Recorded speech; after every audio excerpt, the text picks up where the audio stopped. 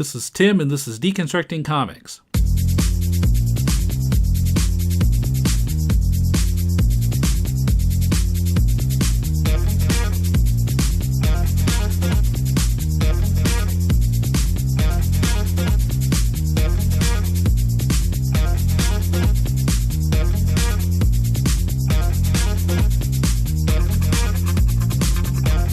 Welcome to Deconstructing Comics. This is Tim in Tokyo. Last week, we finished listening to the interviews I did in Portland last summer. One person I had hoped to talk to in Portland but couldn't was Nicole Georges, so I talked with her on Skype after I got back to Japan. Nicole is spending a lot of time in California these days teaching in the comics program at California College of the Arts, and earlier this year released her new book, Fetch, How a Bad Dog Brought Me Home. We talked about the background of the book, the weird things reviewers say, the tendency of autobio comics to catch the eye of the mainstream press, her interest in animation, her past involvement in zines and where that scene is today, and more. First, just a reminder that you can help this podcast by making your Amazon purchases via deconstructingcomics.com/Amazon and make that your bookmark for future purchases. We'll then get a percentage of what you spend. It costs you nothing extra and helps us cover web hosting and the other costs of presenting this show every week. We really appreciate your support.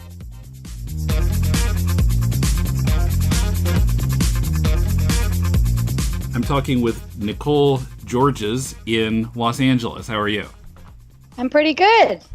Thanks for having me. Sure. Thanks for being here. I had hoped to talk to you when I was in Portland, but you weren't there at the time, and you're still not there, so... I know, it's hard to catch. Hard to catch me. Yeah. Okay. Well, Skype is the next best thing. Actually, you and I have been in the same room once. When? At MoCA last year. I attended the panel that you were on. Oh, cool.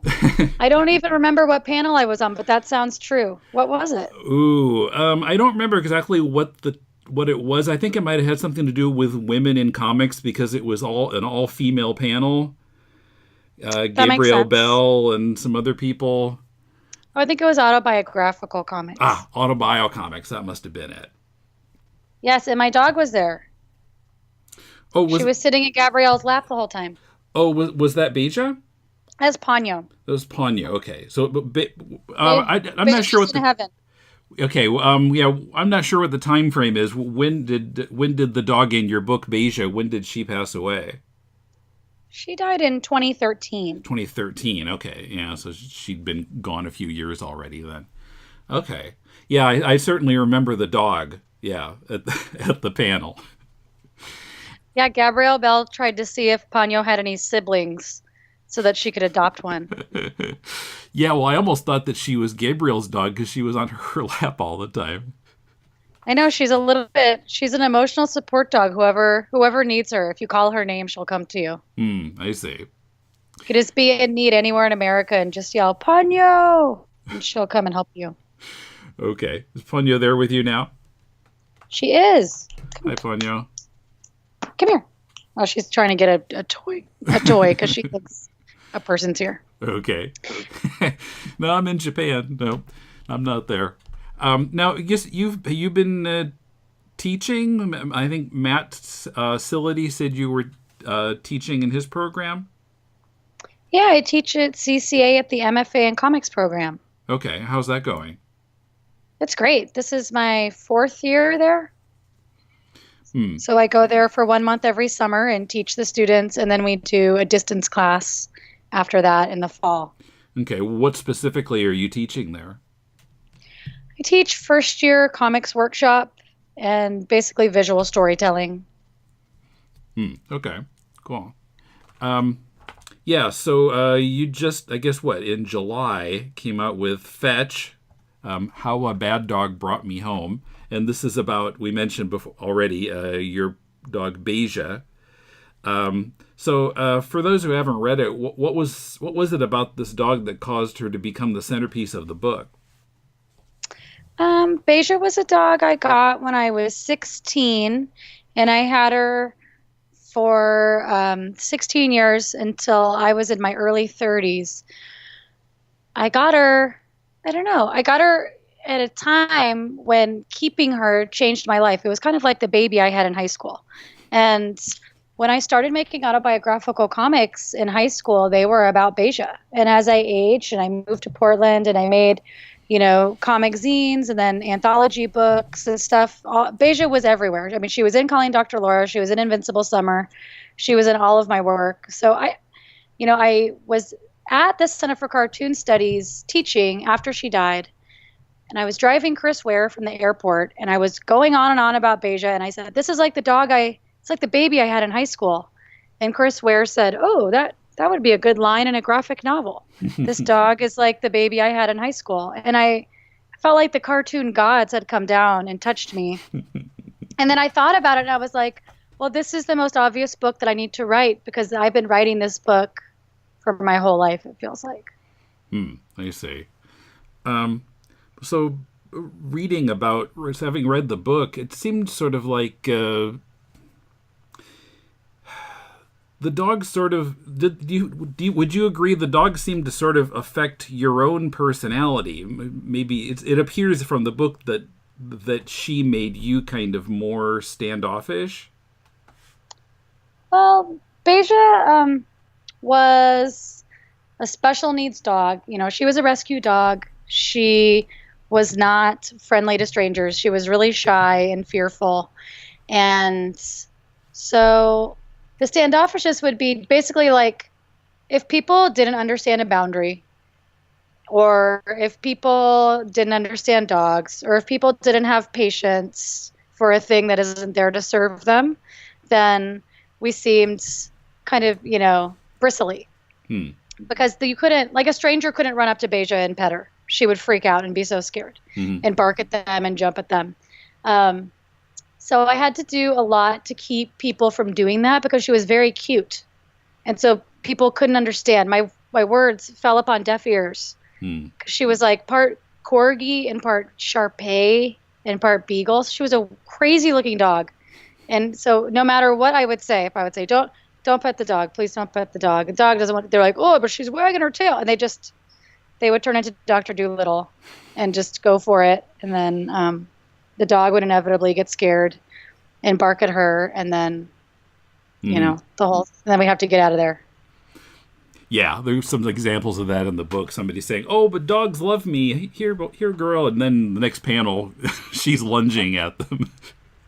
Oh, my God. Even towards the end of her life, a pet photographer who I really respect was looking for dogs for a project. And I was like, oh, my God, perfect. And just she was trying to baby talk her. She was sitting on the ground. She was going in for a pet before the dog was ready. And the dog was not having it. So we had to leave the pet portrait studio. We had to leave in disgrace. Oh, no. Because she would not be photographed by this baby talking pet person. I see. But then it was interesting later in the book, you sort of raised the question of whether Beija was really such a grumpy dog, and it may have been to some extent your own perception of what was going on. It's so hard to say. I've read things. There's a book called Your Dog is Your Mirror that I read. And it's along the lines of, dogs are pack animals. So they're picking up your energy for their very survival. Dogs in a pack in the wild have to pick up each other's energy so they know what to do when they're hunting and, because they don't speak. And so to some extent, that book says that if you have any kind of problem in your head, your dog is picking it up and that's why they're badly behaved. But I don't know. I mean, also I got a rescue dog. So she had a little bit of someone else's mirror already kind of rubbed off on her. And she had her own things. Like maybe if she, I talked to somebody about her who said maybe if she was a human, she could have benefited from some talk therapy. Beija was a little bit of a version of what I would have been like if I would have been raised the way I was and then never had therapy or never had any kind of recovery or whatever. But so towards the end of her life, we had this moment where we went to the river together. And, we get stuck on a rock in this raging river, and some man walks by, and he's like, "Oh, let me help you. Let me pick up your dog." And I was like, "Oh my God, no!" And then because I thought she would bite his face off. And then he picks up the dog, and she let him carry her across the river, and she was like a different animal. And I was like, "Oh my God, is it me? Is it just me?" I don't know why she was like that. I don't know if it was because she was grateful and she knew we were in trouble or what. But now having a dog who is essentially the friendliest dog in the world, I'm still the same person. Mm-hmm. And now I have the friendliest dog in the world. So I think that your dog is your mirror, but I don't think it can all be blamed on the owner's vibes. But it was interesting how a few times in the book you show, I mean, not just Beija, but I think other animals who sort of will react to arguing, humans arguing around them by like peeing indoors more or something. It's really showed how, even if they don't understand the words, they get the tone and they stress out about it. Yeah. I mean, I think somebody asked me recently if I would have done anything different. And I think it would have been wise for me to give my very troubled dog to my sister when my sister offered to take her when I was a teenager, because that was a more stable home. And I think that a special needs dog really thrives more in a stable home than with a punk teenager living in a punk house full of like loud shows and a million roommates and roommates' friends and people in and out at all hours of the day, and various people knowing various things about the dog and trying or not trying to pet the dog. And, I think Beija got more mellow as we got older because my life also got more mellow as we got older. That makes sense. Okay. Now, there's one scene in the book where you and Beija are talking with an animal psychic. Mm-hmm. I don't know. I tend to be really skeptical of that. I mean, do you feel like this woman was really able to communicate with Beija? I do. It was so crazy. And you see this in the book. Like when Beija first met this woman, Beija is not.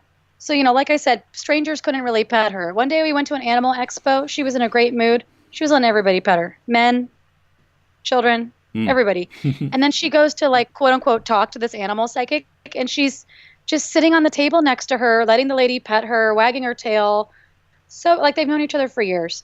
And then the woman is telling me things about Beija that were very distinct and very true. And I edited this out of the book, but we had talked to a different pet psychic before who the dogs basically described things in our house to the pet psychic over the phone who had never been to our house. And the dog, like Beija, quote unquote, described the way our new dog acted to a T and quote unquote, said things that we had never even noticed. But once she said them, it was true. Huh.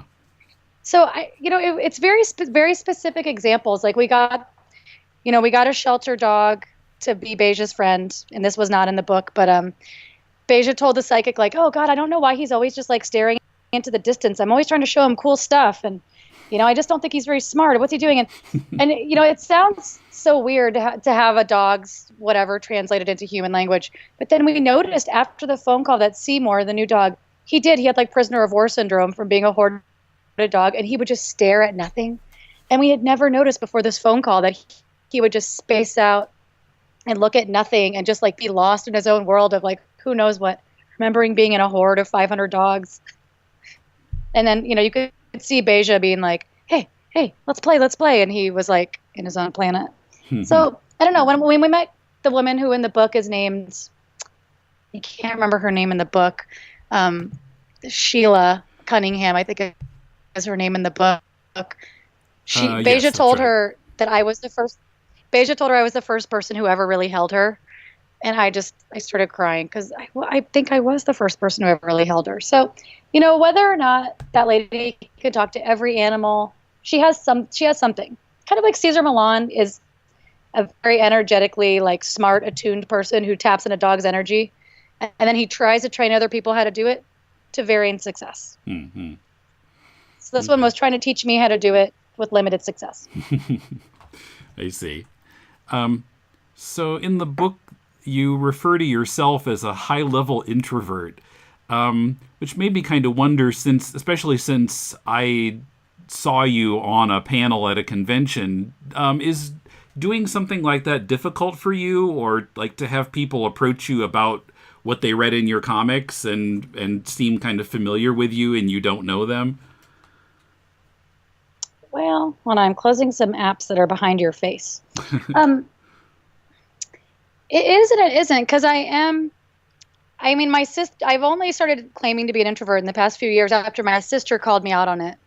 She was like, "You're an introvert." I said, "What are you talking about?" Because I'm an extroverted introvert. Like I said, "What about my job? I talk to people all day long." And she said, "Well, you're a showman, but you're an introvert. Like you need alone time to recharge. It's draining for you. Like you'll go out, you do these things, you talk to people, whatever." So, I go to conventions or I go do talks or I go visit colleges and I do readings and workshops and I give like a lot of energy.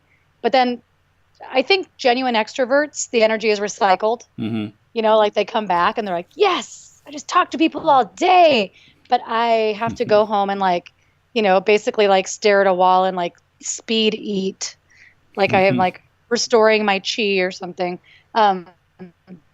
Like I have to go stare at a wall and just not talk to anybody. And that's why it's like very valuable for me to live alone, because I just can't, when I'm not doing it on purpose or expected to do it, I can't do it.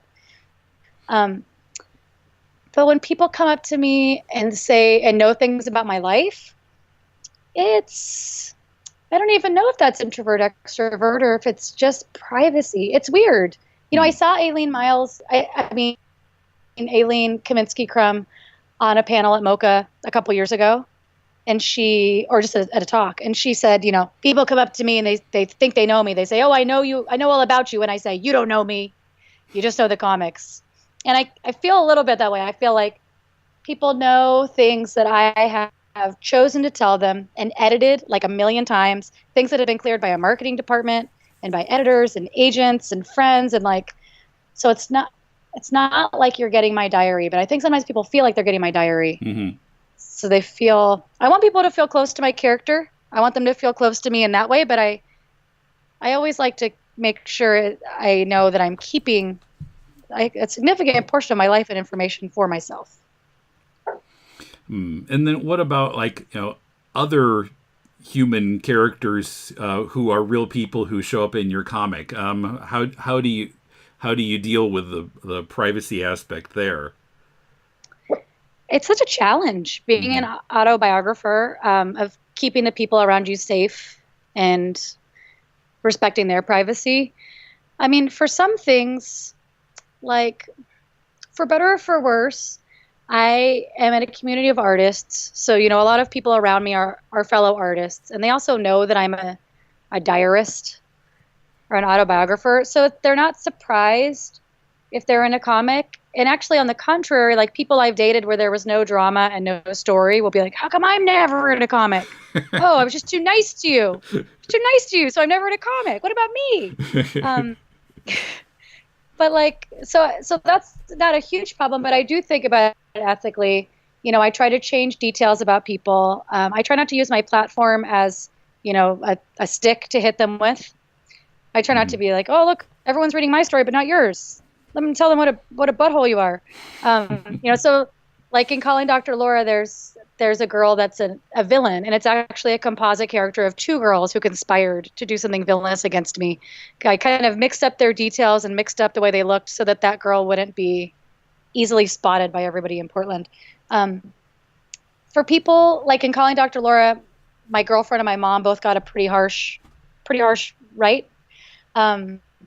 And so every time I had one of them doing something bad or appearing, doing something bad in the book, I made sure it was balanced by showing them doing something good or showing us having a sweet moment or a moment of bonding, because no person is all one thing, all one or all the other. So if I can show both sides of them, and if I can show how I added to the problem or how I actually was in this situation, to lead it to that place, that's what my aim would be. Okay. So I was reading an NPR review of Fetch, and the reviewer felt that you had maybe intentionally drawn Beija in more detail than you drew the human characters in order to highlight Beija. I felt like she was a little unfair to your drawing of humans, but I don't know, was that intentional at all? Like drawing Beija more carefully than the humans? No, I don't think that I drew Beija more carefully than the humans.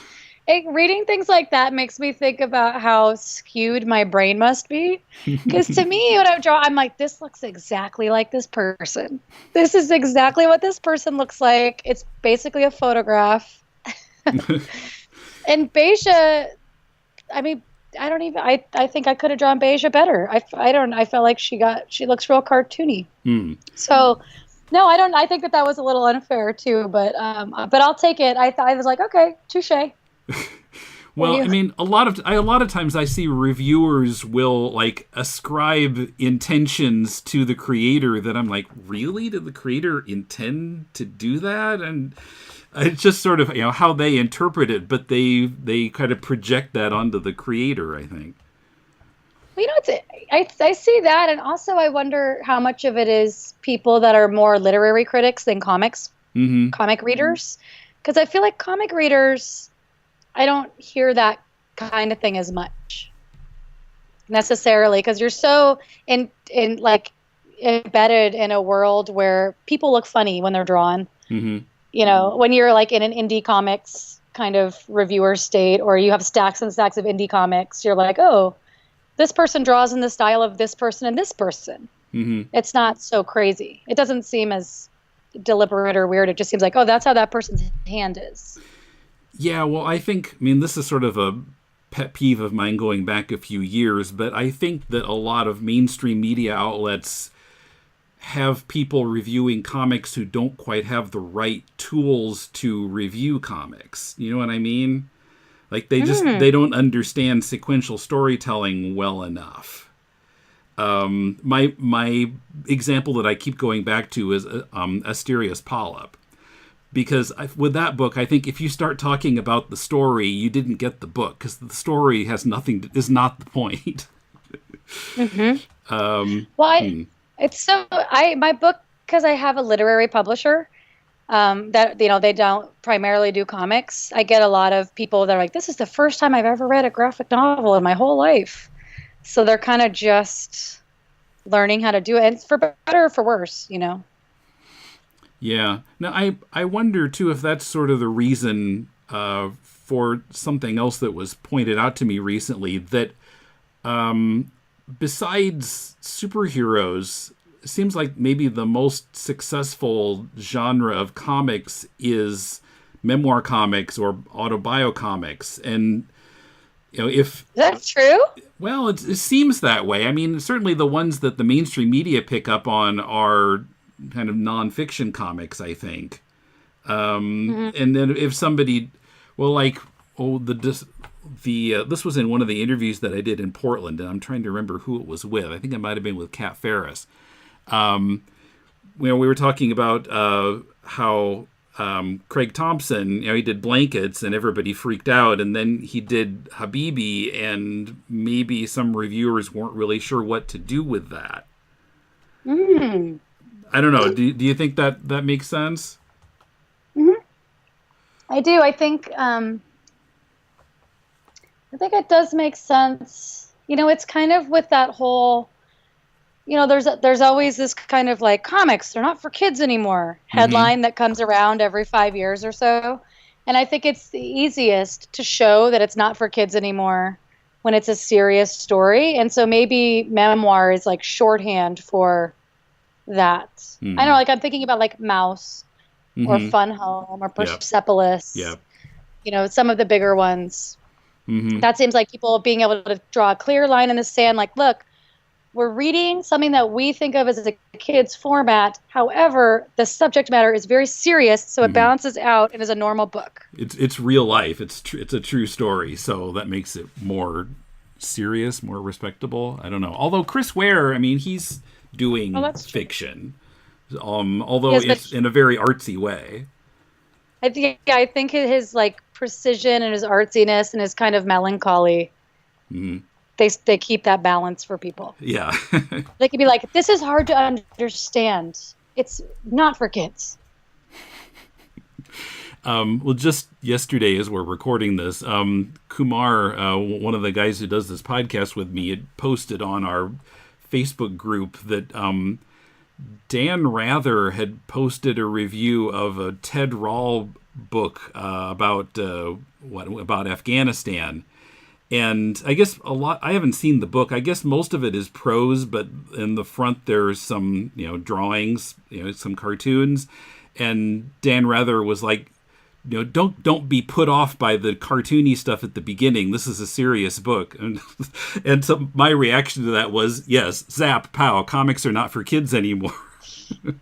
Yeah, it's just, I don't know when we're going to shake. I don't know if we're ever going to shake it, but yeah. Yeah. Zap, I like that. Zap, pow. Yeah, that's just kind of the classic headline. It means it seems like there are still articles like that, I feel like, with that headline. Well, I mean, I feel like even in, in pop culture, it's saying that like a guy is into comics on a TV show is shorthand for saying that he never grew up. Yeah, he's a geek. It's like shorthand for saying he lives in his parents' basement. Yes. And like his mom does his laundry because he still has comic books. And it's so crazy because comics, once you're in it, it's such a weird, intense world. Like, everyone is an impoverished workaholic.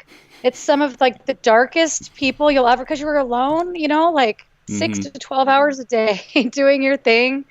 And there's so many crazy dark stories about cartoonists. It's really not a bunch of, Krusty the Clowns walking around like it's really some serious people that think a lot about every single drawing they do. Mm-hmm. Yeah, I mean, going back to Charles Schultz even, there was plenty of dark stuff in Peanuts too. Oh, yeah. Well, I mean, even my students, I feel like we end up talking about Wally Wood every year, who shot himself. And I think it was Wally Wood. It was either Wally Wood or Carl Barks, who said, like, if I had to do it again, I'd have cut off my hands. That's just like a little inspirational talk for the students getting their MFA for tuning. You too can become depressed. Well, God, if anyone listening knows how to find a high resolution version of this or has a copy of it, Chris Ware made an incredibly depressing poster that I wish I had that was called like Ruin Your Life, Become a Cartoonist. And it basically just like lays it out. And it's, I love life. I like making comics too, but I love this poster so much. It's so dark and I love gallows humor, I guess. Coming up, where the zine scene is today, Nicole's drawing and writing process, and we discuss the question, what draws people to the comics medium, and more. Thanks to our patrons. Last week I released Vintage Episode 111 from January 21st, 2008, a talk with fellow Japan resident Patrick Washburn about convention tabling in Japan, being a full-time artist, and some comics that were current at the time. This week I'll be releasing episode 110, more on convention tabling with Patrick Washburn, Patrick Gannon, and Mulele.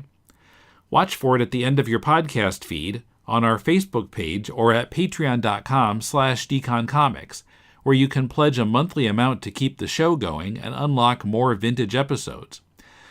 The Patreon goal we hit unlocked episodes back to number 101, so there are still 9 vintage episodes on deck to be released.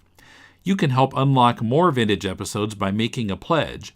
Go to patreon.com/deconcomics right now and pledge at least $3 a month. We really appreciate your support.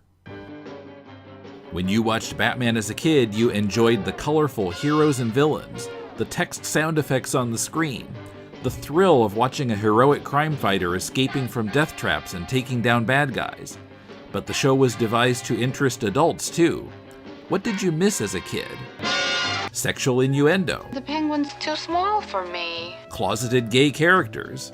I like that cape, Batman. Freudian death traps. Has the giant clam really swallowed Robin? Police incompetence. Bruce Wayne is a millionaire playboy. Hardly a secret identity for Batman. Whether you're a kid or an adult, there's something to like about our favorite Caped Crusader. Tim and Paul dig for the deeper meanings under the Batmania every first, third, and fifth Thursday of the month. What's the podcast's name? To the bat poles. To the bat poles. To the bat poles. So, when you were a kid, did you read a lot of comics? Yeah.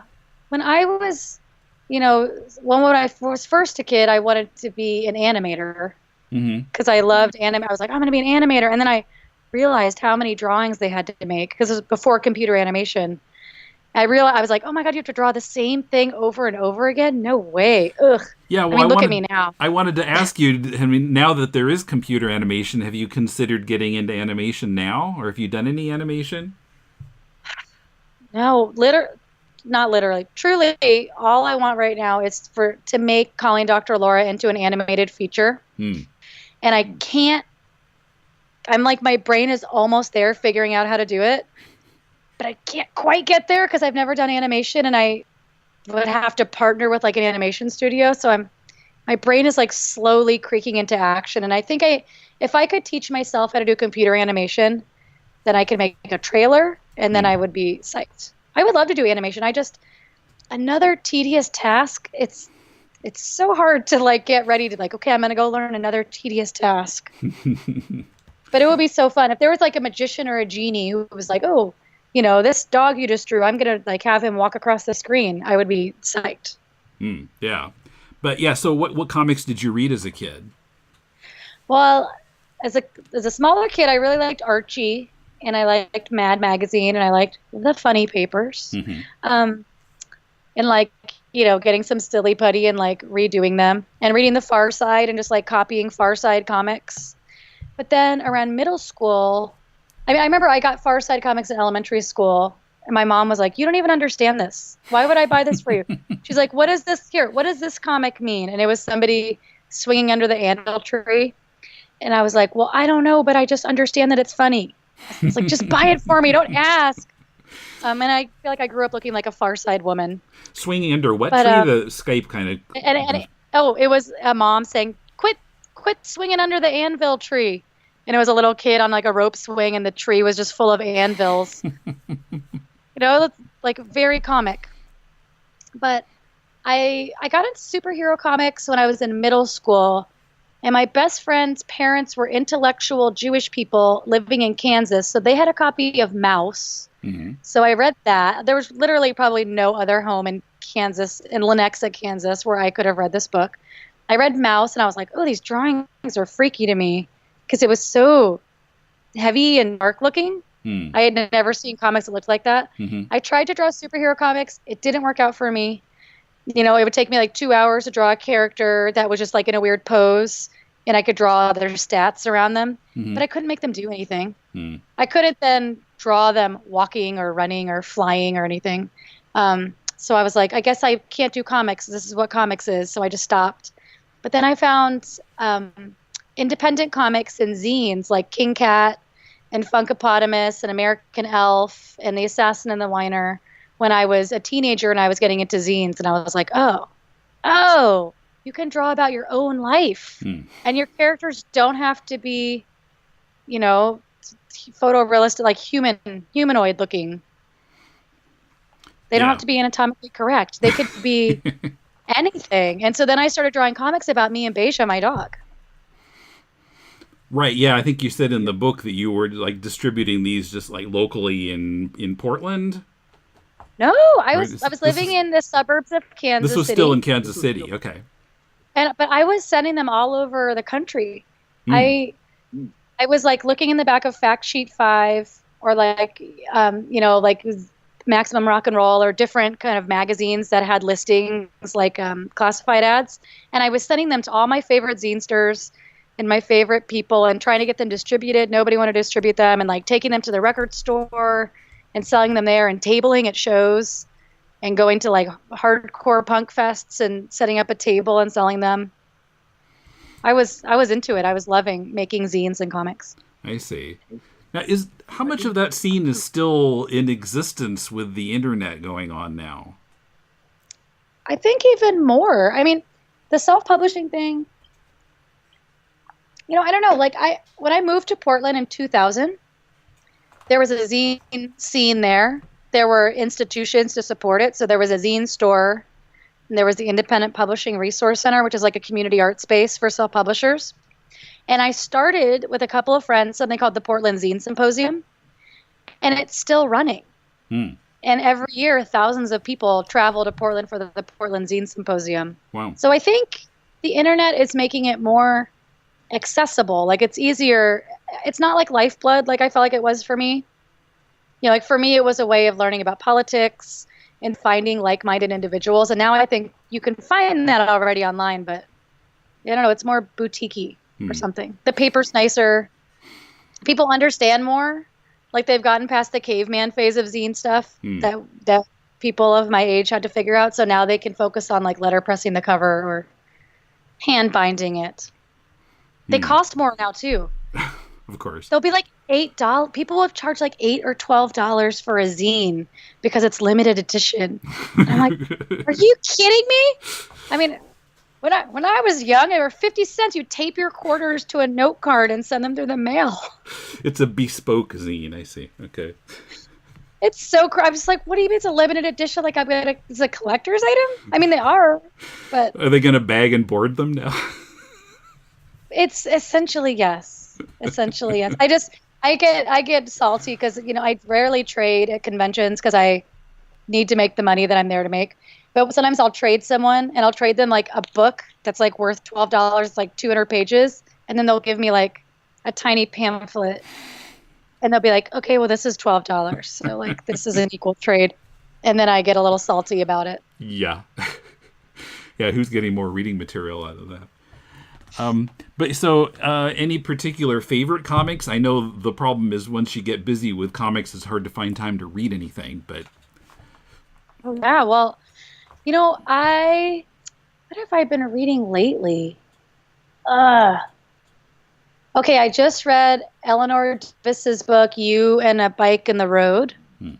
That was great, with Koyama Press. And I just read, I didn't read it. I got it. I haven't read it because it's a PDF and I hate reading PDFs. I got Kyler Roberts' book, Sunburning. Okay. I'm looking forward to Gabrielle Bell's book, Everything is Flammable. And what else is out recently that I like? I can't quite remember. I blurbed a book. My friend Lacey Davis and her husband, Ket Nerd, made a memoir called Ink in Water that's about her recovery from anorexia. So yeah, I interviewed them in Portland.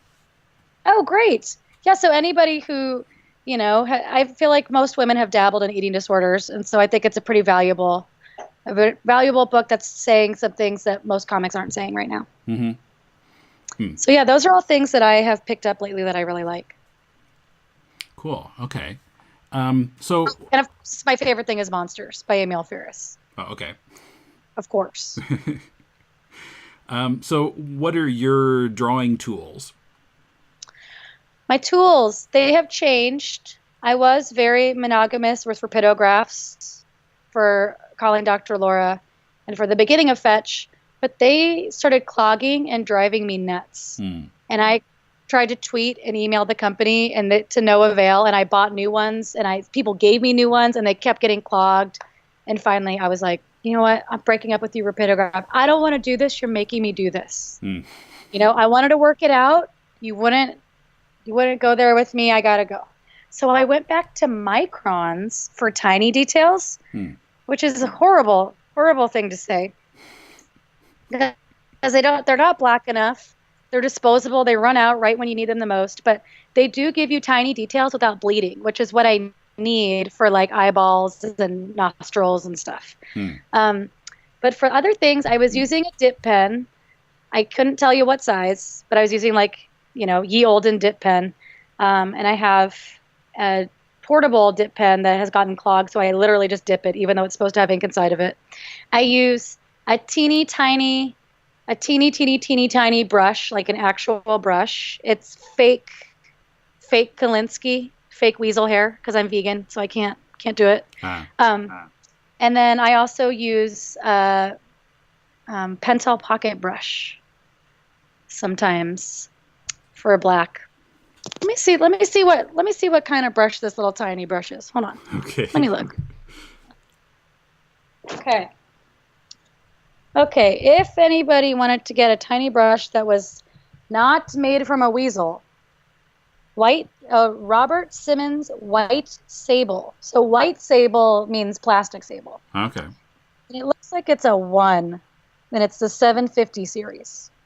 So that's been giving me teeny tiny details that I love. And then I use something that most people don't use, or not most, a lot of people don't, call Pro White, which is this white correction ink. And then if you kind of water it down, you can get good thin white lines to go over things with. So I like that a lot. Okay.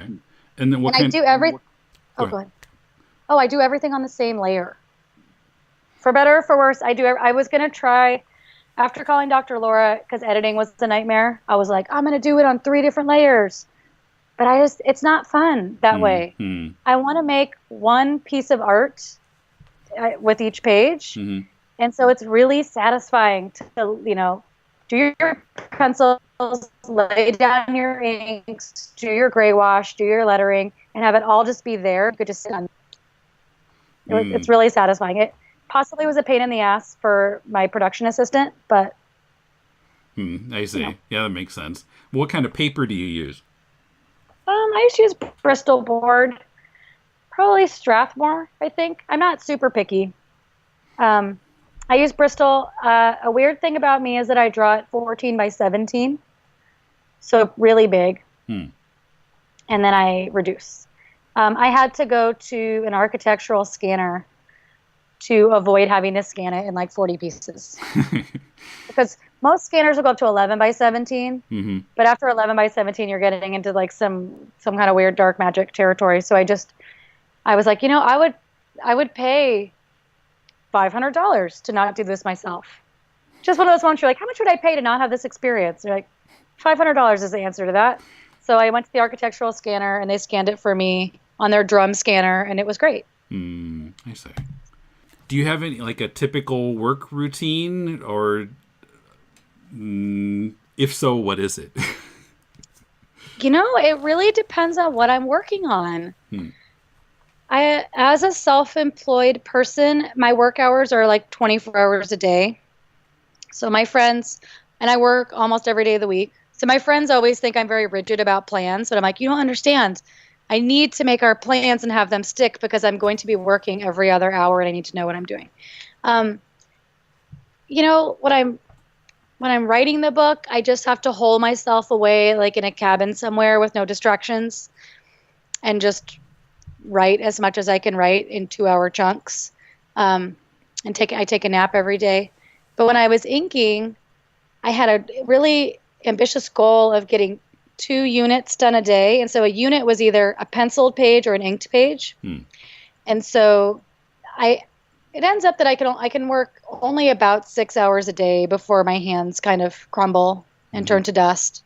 But I was going to my art studio around 4 p.m. or 6 p.m. every night and staying there until like between 11 and 1, depending on where I was in the process. At a certain point of the night, I still have the will, but I don't have the way. So at that point, I have to be like, okay, I can pencil stuff right now, but I can't ink anything after 10 p.m. or 11 p.m. or else I will ruin whatever I'm working on. Yeah, I would take a nap every day. I always wear a smock. I drink a lot of coffee, and I have a playlist that I listen to when I'm allowed to listen to music. When I'm doing something where I don't have to think too hard. And then I rewatched Sex and the City while I was inking the book. I watched Empire while I was inking the book. I watched The Golden Girls while I was inking the book. I watched The Bachelor while I was inking the book. Wow. Yeah. Do you write your whole script before you start drawing, or do you like write as you draw? How do you do that? I hate scripting. This is very controversial. I'm finding, because I don't like it. Like, I'll do a lot of free writes in writing before I start. And to sell a book, the proposal has to have so much written out, just written, like prose, like in paragraphs. I do all of that, but then after I've done a lot of that and done some interviews and stuff, then I thumbnail. in a real sloppy way just for myself in little books just to get the whole story out there. And I'll incorporate details that have come up in my free writes and in my writing. And then I will thumbnail it again so it's in the correct order and so that it's legible, so I could send that to my editor. And my editor give me edits on the thumbnails. And I try to get as many edits as I can before I pencil. So I penciled the majority of my book and then had it edited again. I basically was like, everyone tell me everything you have to say before I ink this or I will lose my mind. Because with Calling Dr. Laura, I mean, it's a long story, but I ended up inking the whole book with 0 edits and then having to do edits for a year and a half. Yeah. Which was the pits. Mm-hmm. But yeah, I don't really script. I thumbnail because I really want to know what the composition of the page is going to look like. You know, what the mood is. I want to know how the faces are going to look. I don't want to spend extra time writing. I'm frowning. I want to draw me frowning. Yeah. Well, and when I was working on my comic before I got too busy with podcasting, I found that, you know, I would outline my story and then I would script a page and draw the page. But then when I would start drawing the page, I'd get more ideas like, oh, I should have them doing this. And then it would go in a different direction from what I had scripted. It's so much more fun. Mm-hmm. It's so fun to let the page tell you what happens or to like realize how much space you have left and see like, oh, does this thought really end on this page or do I need to continue it to the next page? Like, I don't know, it's just like, why is it comics? Yeah. Use the form for what it can do. Mm-hmm. When you meet someone and they ask what you do for a living, what do you say? I say, well, in Los Angeles, I say I'm a cartoonist or I say I'm a graphic novelist. But like online and other places, I'll say that I'm a cartoonist and a professor. Like online I include the professor part, but in regular life, I just say that I'm a cartoonist. I see. Well, and then if people inquire further, it's just too many words.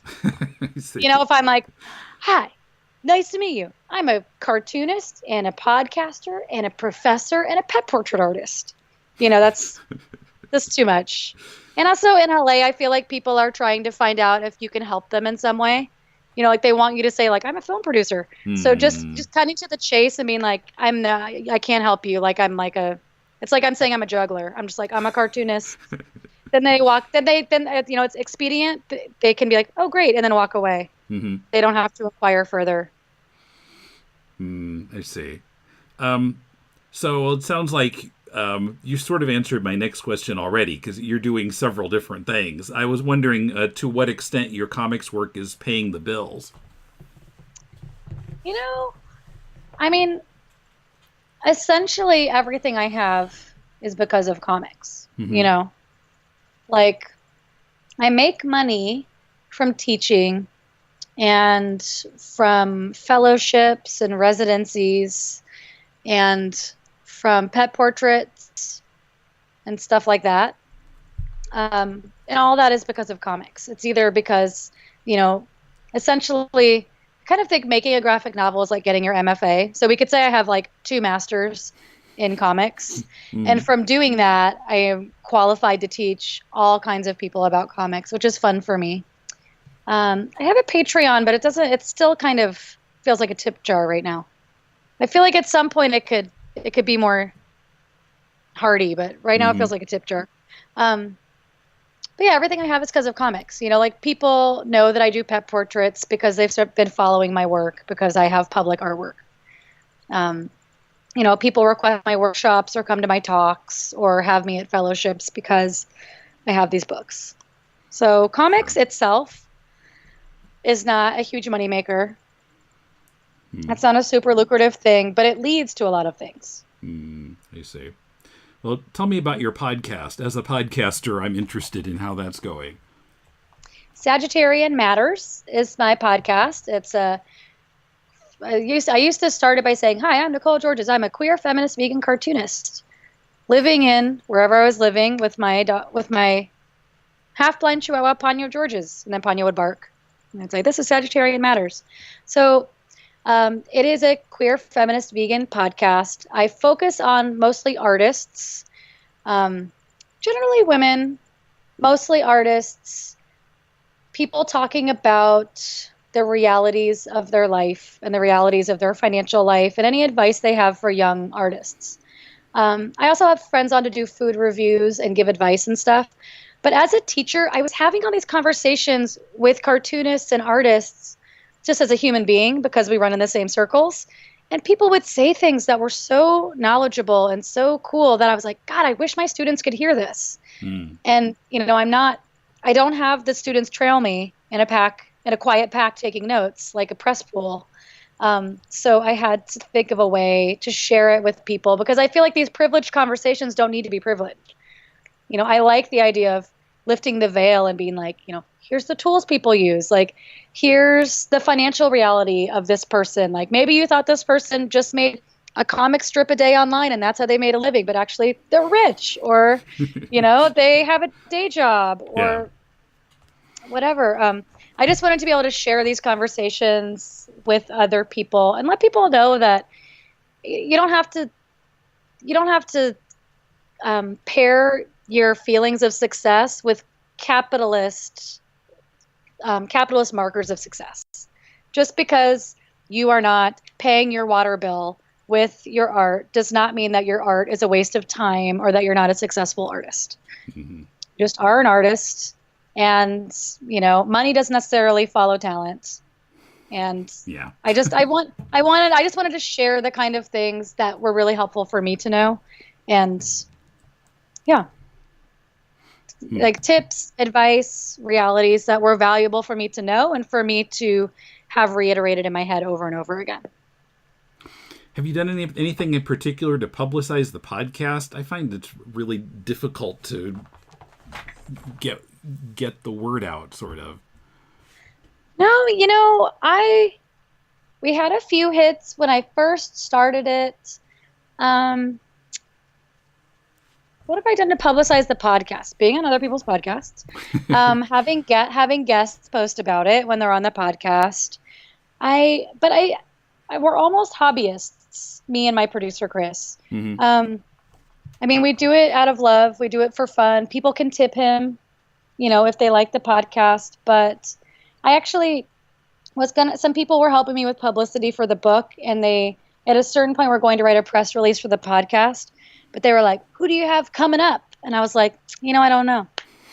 I'm just doing it week by week. So I failed in my publicity quest. I see. In that way. But I don't know. Yeah, it's a labor of love. How about the the publicity for the comics? I mean, even though you've got a publisher, I'm sure you still have to do some publicity on your own.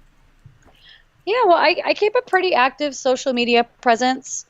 I really enjoy it. I like getting to talk to people online and getting to post new things and see what people like and, going in different directions. So that's been really helpful to me. I had outside publicists help me with Fetch because I worked so hard in it for 4 years, and I didn't practically kill myself, but I just, my hands are kind of shredded, and I just almost lost my mind drawing my dog's cancer for months and months alone. So I was like, I owe it to myself to do as much as possible to publicize this book. So I made an investment in publicity by getting outside help for that. But the publisher also has really great publicists. Sure. But yeah, I think at that level, after working on something for that long and having a 300-page second book come out, it seems like a good time to incorporate outside help. Okay. What do you wish you'd known about having a career in comics before you started? What do I wish I knew? I'm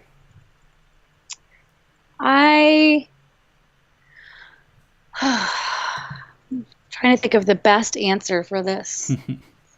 I think, I don't know. I think that I would say, look at who people are represented by and see what they're doing for them. And, choose somebody who you think will work the best for you. That was one thing. Another thing is, I mean, the capitalism thing is, I guess I never felt like a failure as an artist because I just never attached that to it. But I do find a lot of people feel like if they're not making a living off their art, I would say, look behind the curtain. A lot of people who you think are independent artists are actually have rich parents or have a day job that you don't know about. Mm-hmm. But I'm trying to think. Also, I would say, this is the one thing I would say. This is the better advice. Be friendly to the comics world. They're not so bad, and you will need them someday. They are your allies. Some of them may creep you out at first, but the creepy ones don't represent all of them. For every Joe Matt book about jerking off in his parents' attic or whatever, there are like many more people that are not writing books like that are like thoughtful and kind and who you should be friends with earlier. I think it took me a long time to become friends with comics people because I was living in my own kind of zine, self-publishing, queer feminist enclave. But I think it could have been more helpful for me to reach out my hands earlier. Because I like everybody that's reached back. Mm-hmm. I like comics people. They're my people. Yeah. we're of the same nerd pedigree. Right. Well, I just went around the States talking to a bunch of comics people, so I know what you're talking about. Yeah, but I think when I was like 19 years old, the first time my friend Greg, who does a comic called Clutch, and he published my first book, Invincible Summer, we had a drawing night together at the IPRC. And one time it got publicized on a comics podcast or a comics radio show.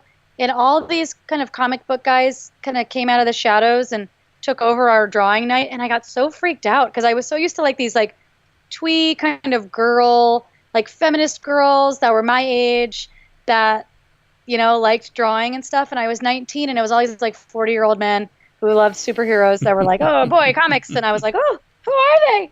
Stranger danger. And and then Greg was, and then I left and Greg was like, how could you leave me there? And anyway, it was a rift in our friendship we had to later mend. But I should have stuck around because we do all have something in common. Mm-hmm. There's a saying in 12-step programs, you may not like all of us, but you'll love us in a very special way. The way we already love you. I kind of feel that way about comics. We all have something in common, even if we don't all like each other. Mm-hmm. Necessarily, we're all essentially on the same side. Yeah, it's interesting. I mean, comics can do a lot of different things, but as a storytelling medium, it draws more devotion than maybe say TV does. I suppose you could compare it maybe to film. There's some people just say I like to watch movies, and it doesn't really matter what kind it is, but I don't know what's particular to comics that, as a medium, that attracts people. I don't know. It's very immersive. Mm-hmm.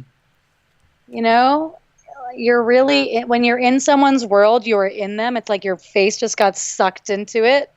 I don't know, maybe it's addictive and immersive, and there's still something kind of outsidery about it. Mm-hmm. Like, it is a place for people that are kind of on the fringes of society for different reasons. I don't know. I mean, since I came up with zines, I feel very embedded in kind of underground publishing culture. And so I see the same thing about zines. Zine readers aren't as fanatical as comics readers, but it's a similar, it's like a fringe thing. It's like you don't feel like your story is being told over here, but it's here, so you're devoted to it. Mm-hmm. And it becomes part of your identity. Yeah, well, I suppose comics as a medium is still sort of marginalized compared to some others. I mean, whether it's superheroes or zines or whatever, it seems it's all kind of on the margins. I know, but then you see superhero movies, mm-hmm. and then they're the biggest grossing film. So yeah, but I think a lot of the people who watch them don't actually read the comics. Yeah, that's true. And then we're all in the back row going, this is actually in the original. Yes. Her outfit was a little bit, this is a variant cover outfit that they've chosen for this scene. Yeah. Yes.